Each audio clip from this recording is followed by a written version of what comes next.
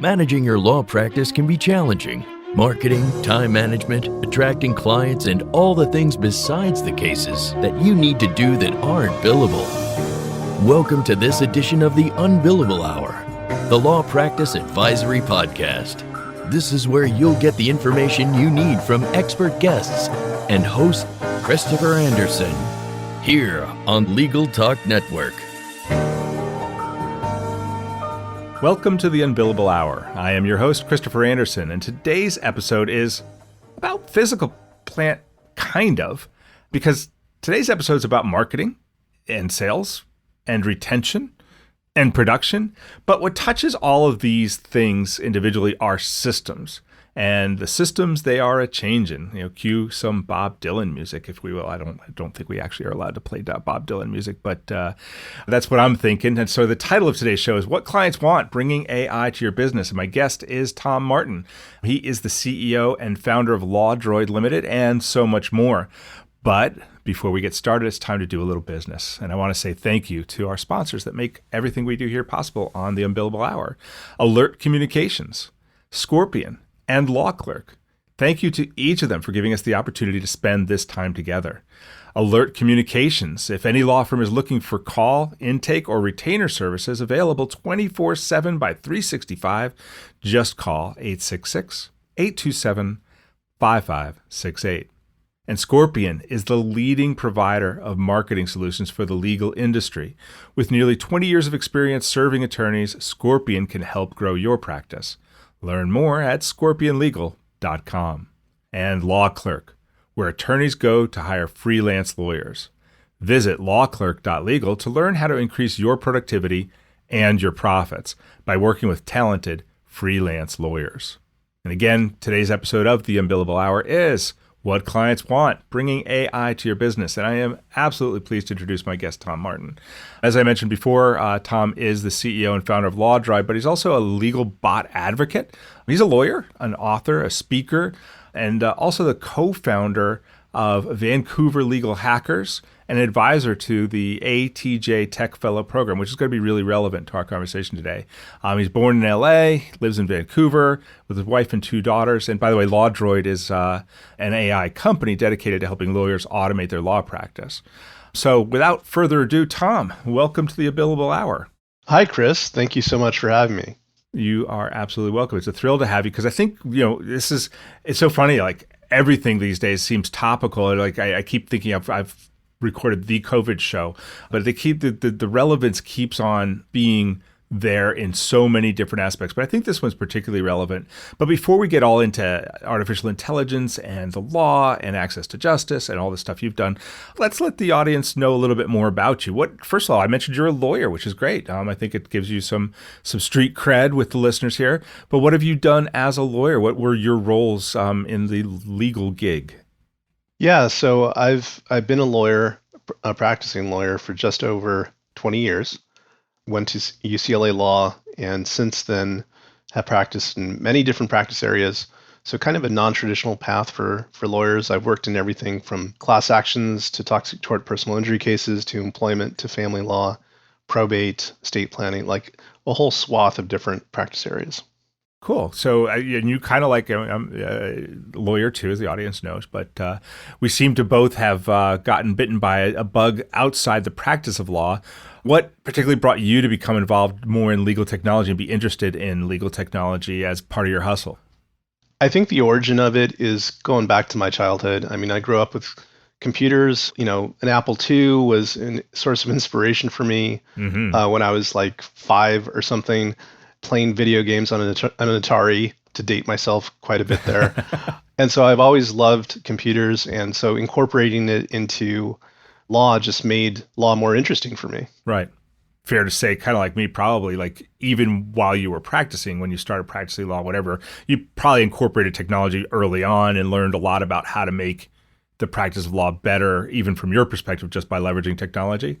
Yeah, definitely. I mean, if you're turned on to technology, you look at the law and your mind immediately starts generating all of these different opportunities for making things easier. And so that's kind of what I've been focusing on ever since I started practicing. Cool. But then you've gone out and you've become LawDroid or founded LawDroid. which is as we said, an AI company dedicated to helping lawyers automate their law practice. But that's a kind of nippy little soundbite. But what does your company actually do? What does LawDroid do for lawyers? So I like to call what we do useful bots, useful automation for lawyers. What we really do is we make their job easier. That's what we do. And I, as you know, come to it from being a lawyer, so I could really translate what lawyers can use help on into technology and then make their life easier. And during this time, when things have to be done remotely, it really helps to rely on automation for that additional help. All right. And by the way, we are playing a game during today's show, and you have just won 1 point by not saying these unprecedented times. Ding, ding. Yeah. Our crazy times. Yeah. But so you help automate things. But let me ask you a question just then about, I want to get more into that. And I have a really more deep question regarding kind of that concept. But before we go there, I just wanted, since we did mention the COVID-19 epidemic, and this show is being recorded during that epidemic, and what looks like we're going back to an up curve right now. But a lot of what people are talking about is that the epidemic and the government's responses to the epidemic are changing many, many things about the business of law and how law firms are doing business. I wanted to just kind of ask you, do you see most of the changes that are going, like remote and teleconferencing, depositions, telehearings, and the ways we're dealing with our business clients, do you see most of these changes as responsive to this situation, or is some of it or a lot of it an acceleration of trends that were already happening? I think it's acceleration of trends that were already happening. And I think what we've essentially done is we've jumped forward. We've skipped the record forward by about 10 years. Because most of the need for change is political and psychological. I mean, we already have the technology, and we've already had this technology for decades, if we're being honest with each other about it. And so it's really about people making that switch in their mind that this is acceptable, that this is an okay way of doing business. And clearly that's been opened and unlocked. So I think that, we've jumped ahead 10 years. Will this stuff stay intact afterwards? I definitely think so. But it's all for the better, I think, especially for lawyers, although it feels uncomfortable right now with this amount of change in such a short amount of time. I think that it's going to open doors for people to do transactional work, being able to practice from wherever they want to. Why be tied down to one location, and saving a lot of money too. You're kind of in there in the thick of it, in the technology and legal technology and how lawyers are using it. And I think it's fair to say that traditionally, up until March of 2020, the general wisdom was that for the most part, lawyers lagged. They were late adopters of technology. Do you see any areas where lawyers are now actually pushing the envelope and actually causing innovations and new technologies because this 10-year jump has actually reached the forefront and the leading edge of technology? I wouldn't say that I've seen that. I mean, what I have seen is that there's been greater adoption of existing technology. I think Richard Susskind makes a distinction between automating the problem and actually transforming the way you do business. And the second part, the latter part about transformative technology or transformative innovation is where we need to go next. Because right now, we're automating the traditional processes that we've already done, and that's good, but it's not better. Yeah, and I think that's the distinction there is, if you just take the way you do business and automate it, that's certainly good and nice. But what you're talking about is actually saying, let's take this whole system apart. We're still going to drive towards the result, the output that the clients want needs to be the output that the clients want. But maybe there's a whole nother way to get there, which brings me to, I think, a subject that you're interested in. So let me actually ask you about that. It seems I read as part of your background, which was provided to me by you, but the ATJ Tech Fellow Program, and I imagine ATJ stands for Access to Justice. Is that right? Yep. Yeah. So that's something that so tell me first of all about your work with ATJ Tech Fellow, and just talk to me a little bit about what Access to Justice means to you. Sure. So I don't want to overstate my involvement. I'm an advisor to ATJ Tech Fellows, and Miguel Willis is the driving force behind that. He is a force of nature, and he he is amazing in what he's accomplished with the Fellows program. So as an advisor, I have in the past, taught a course on automation for the fellows that he has, right now I just was lucky enough to get selected as a mentor for one of the fellows. So that's something I'm really excited to do. But his whole program is to get these fellows to work with different legal aid organizations where they can, walk the walk. They could really contribute to increasing access to justice. Yeah, and I mean, so the thing that intrigued me just by the way you were mentioning before, the difference between automating a problem and actually transforming the approach to the problem. I wanted to kind of and then I saw this A2J thing. I wanted to just think with you, do a little thought experiment. Automating things, the access to justice gap is huge, right? And automating things, and even the stuff you're doing with help bringing people to help legal aid organizations. If all they do is automate, we're not going to really reduce that gap by a whole lot. What do you see in your work in technology as key impediments to making legal services more accessible to people? What's the real block? The real block is psychology. The real block is feeling that you could do it and that it's acceptable and okay. And like I said, with what's happened, I think that's really blown that open. So usually the barrier you have is, all right, to get people to accept this, you have to do educational marketing. That's probably one of the most expensive types of marketing, and it's far removed from the sales cycle. And so it gets really, really expensive to get people to adopt. But given this particular window that we have, that's become more acceptable. So I think that's really it. It's not so much about the technology or making it fancier. It's more about getting buy-in from the community. And then is there some aspect of actually changing the way instead of automating the way we do things, changing or innovating the way we do things using technology to do them differently? That'll help to bring that gap closed a little bit better. Yeah, I think an example that is not that sexy, but it's a fairly good example of how do you do transformation is, I've said before that there's 3 pillars to what lawyers do as lawyers. We prepare legal documents, we provide legal advice, and we provide court advocacy. And the last one, court advocacy, when lawyers have thought about, how am I going to be challenged by AI or a bot or automation, they would laugh about it and say, oh yeah, when a robot could go into court and argue its case, like Perry Mason, then I have to worry about that. But the problem, and I guess the joke that's kind of on us, is that the way that's been accomplished is by transforming that whole way of approaching it in court advocacy to actually bypassing it with online dispute resolution. So with ODR, you don't have to go to court and argue in court and all that. You basically have a separate venue where you are directly dealing with the person that you have a dispute with, and you could resolve it without even having to go to court. So it's kind of like a sneak attack surprise there that lawyers aren't needed. That's how disruption just tends to happen. Tom, we're going to take a moment here to hear from our sponsors, for whom we're extremely grateful. And then when we come back, I want to sort of shift the conversation to because what we've been talking about so far is how this epidemic, how the COVID thing has been affecting the legal industry and lawyers and how we do business. But I want to talk a little bit about what you're seeing about how consumers of our of legal services are changing their expectations during this time. But first, we'll hear from our sponsors. As the largest legal-only call center in the U.S., Alert Communications helps law firms and legal marketing agencies with new client intake. Alert captures and responds to all leads 24/7, 365 as an extension of your firm in both English and Spanish. Alert uses proven intake methods, customizing responses as needed, which earns the trust of clients and improves client retention.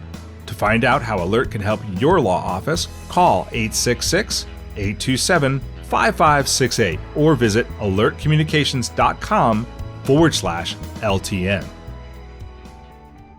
Now more than ever, an effective marketing strategy is one of the most important things for your firm. Scorpion can help. With nearly 20 years of experience serving the legal industry, Scorpion has proven methods to help you get the high-value cases you deserve. Join thousands of attorneys across the country who have turned to Scorpion for effective marketing and technology solutions. For a better way to grow your practice, visit scorpionlegal.com.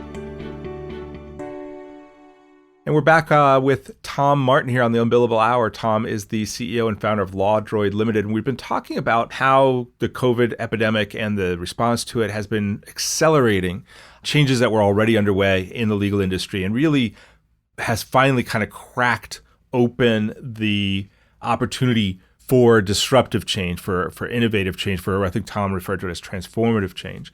And so I wanted to, after the break, we wanted to come in and talk about what you're seeing, Tom, as let's shift the script a little bit to how consumers of legal services are changing their expectations so that these transformations that we're doing in the legal industry actually speaks to where consumers are. What are you seeing there? What I'm seeing there is that consumers are coming much more in line with how they treat and what expectations they have of other businesses. Right. So like when a consumer deals with a regular business, they want their customer service to be immediate. They want to be able to jump on to the website for the company and have a conversation, get their issues dealt with. For the most part, that's kind of lagged in terms of their expectations for lawyers. But I think now that's where we're going.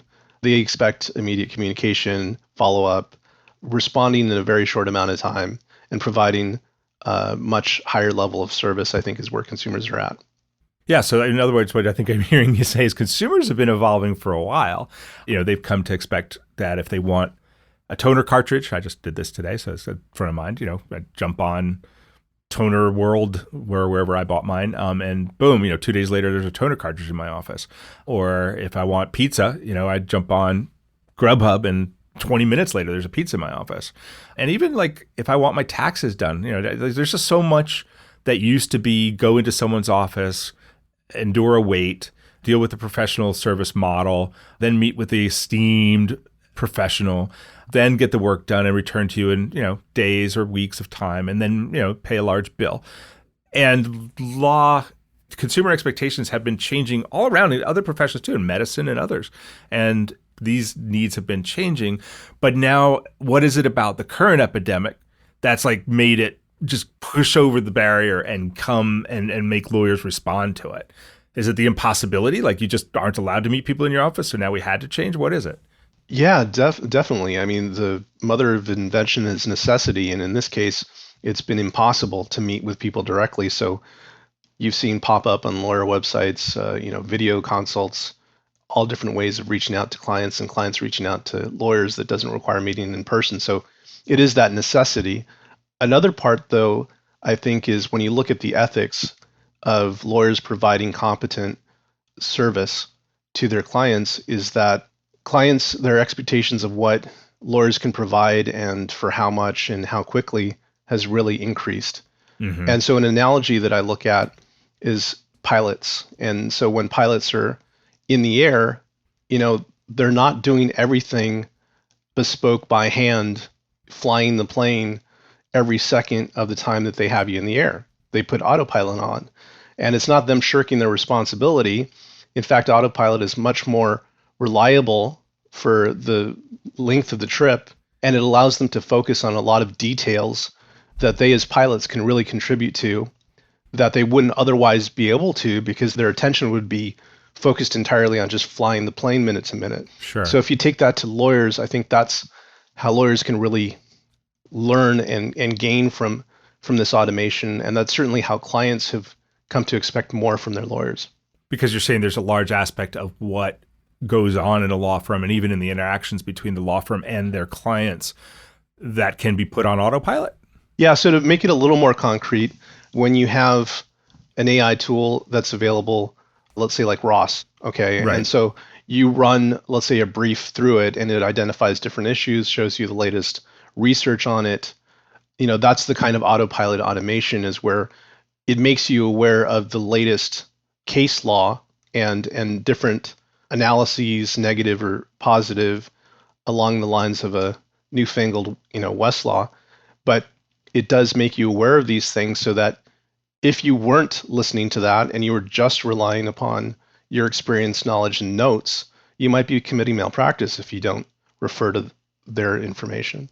Sure. And like to kind of segue, this is kind of giving me a really great segue. We were talking about how consumers, their expectations have changed. And now we're talking about a little bit of autopilot.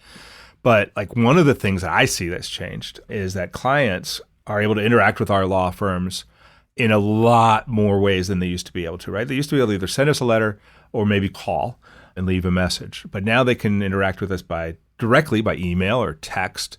They can interact on our Facebook page, on our LinkedIn page, on our Google My Business section, on reviews on Yelp, and 100 Avo and 100 other places. When clients have these ways of interacting with us, and like you said, we can't pay attention to all the details, how can automation help? What is autopilot in that circumstance? So I think autopilot from like a communications standpoint is that you want to have a single inbox for all those different channels of communication. You don't want to have your attention split between all of the different channels. Yeah, checking 100 places, right? Right. So you want to bring that together. There are different tools out there to bring it together. One other method of communication that we actually employ for our clients is having a chat bot so that you could communicate that way with your client. But I think trying to keep it organized is probably the biggest challenge for lawyers right now. Now, is a chatbot, because I'm a little bit confused by that, is a chatbot something like, does it get on your iMessage or is it on a chat box on your website? Like, what are you talking about when we talk about a chatbot? So a chatbot is a conversational interface where you could put it on your website. You could actually have it connected to your Facebook company account. Mm-hmm. You could have it on various channels. So that's one of the upsides of using that type of technology. You could have it connected to WhatsApp, different ways that you would communicate with your clients. It all filters into one inbox, and you can automate the messaging that you send back and forth with your clients. And you could also automate some basic responses, like for frequently asked questions. So if you're getting bombarded with a lot of the same questions, like, are you open during COVID? Right. You could build in an auto response to that'll provide them with the information they need quickly. And what if it's not an FAQ? Like, how does a bot handle a one-off question? Yeah, so the way we do that is if there's something that doesn't fit within the box of keyword recognition or natural language processing recognition of a particular FAQ, then we do an ad hoc capture of that message. We email it to the lawyer. We also can integrate with not only sending it by email, but by text, integrating it into Slack or Clio as a CRM, cool. Like various different ways of communicating it to the lawyer. Excellent. And does the consumer know they're dealing with a bot? Like, how does that? What's the customer experience like? Yeah, so everything that we've done from the very beginning, and we launched about 4 years ago with LawDroid, it's always been transparent about the fact that you're interacting with a bot. I think it's important to be transparent, but also to set expectations that you're not getting some kind of human level interaction with a bot. It's also the law, by the way, in California that you now need to, I think a year ago, disclose that it's a bot. Okay, but do you find that consumers are still happier to get some information from the bot and have that immediate interaction rather than know that a lawyer will respond later? Definitely. In fact, there's not only my word, but data to support that. There was a survey done of consumers as to whether or not they would prefer to get information from a bot, and immediacy was rated at, I think, 69% of consumers wanting the immediacy of a response and not really caring how they got it, but that they got it. Very cool. And I guess that makes sense, right? Because let's face it, we're decades now into the internet, right? That's what we do. We look for information on the internet, and the internet, whether it be WebMD or Google or Yelp or whatever, we know that it's not a human behind there sending us back, the best Greek restaurant in town. We know that that's an algorithm and it's an automation. So I guess that fits with expectation, and that immediacy is filling a gap, I guess, that law firms weren't providing before, but now can through this chatbot technology. I know we didn't talk about this ahead of time, so this might be putting you on the spot, but let me just ask it anyway. How does that chatbot technology and thinking about that automated response fit into smart speakers? Are smart speakers going to become a part of this kind of ecosystem of instant responses? Yes, and they already have. One product that we have is called LawDroid Voice, and it allows you to interact with a voice assistant that could schedule appointments for you. It could build time for you, take notes. You could dictate to it. So yeah, all of this is coming together. Smart speakers are just yet another channel for chatbots to be able to communicate with people. And I like to call it intelligent automation rather than chatbots or AI, because that's really what it's about, is automating things in an intelligent way to make it more useful and practical to help you. IA instead of AI. I love it. We are talking with Tom Martin. He is the CEO and founder of LawDroid Limited. And we've been talking about automation and transformation of law firms, bringing technology to bear in like this accelerated way during the transformative time that is this COVID-19 epidemic. We're going to take a moment to hear from our sponsors one more time. And then, Tom, when we come back, I want to shift gears one more time and talk about, first of all, I want to ask you just a little bit about the American Legal Technology Awards.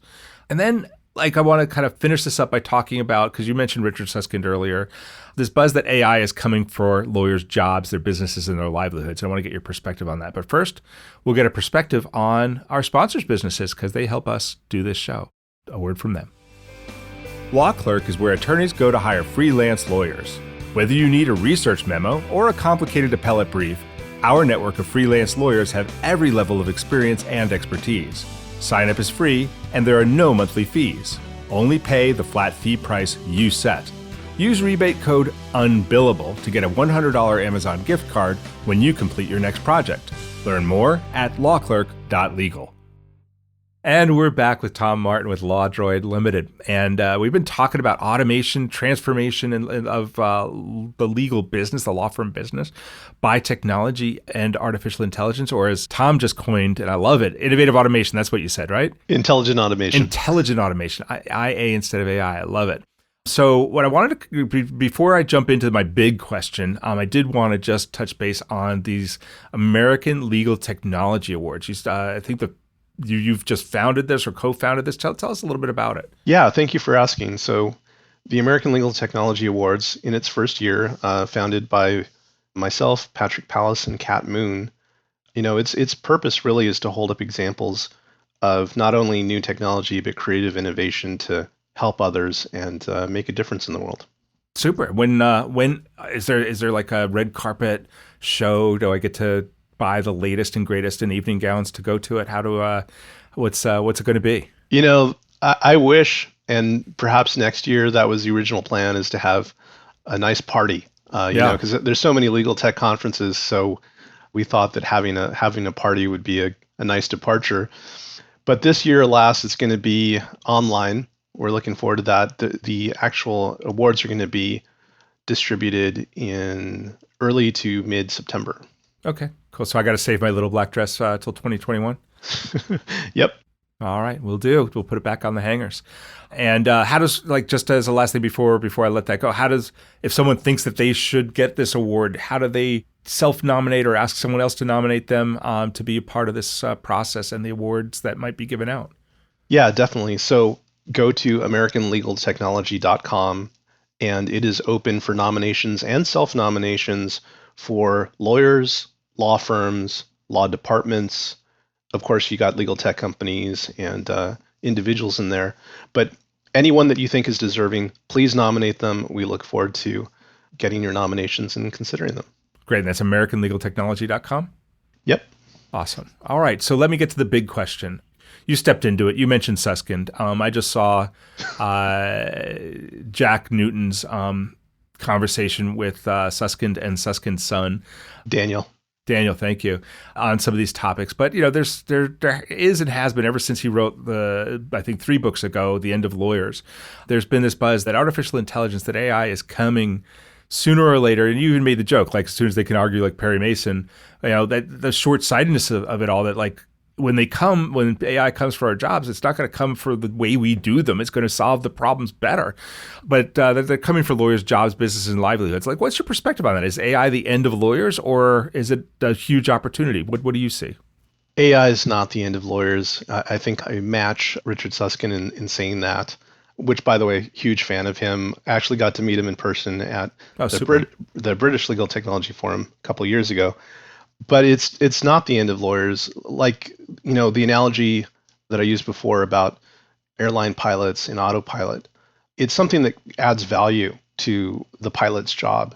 For doctors now, you have AI that's able to complement doctors in terms of searching through x-rays and finding whether or not there's any cancerous tumors.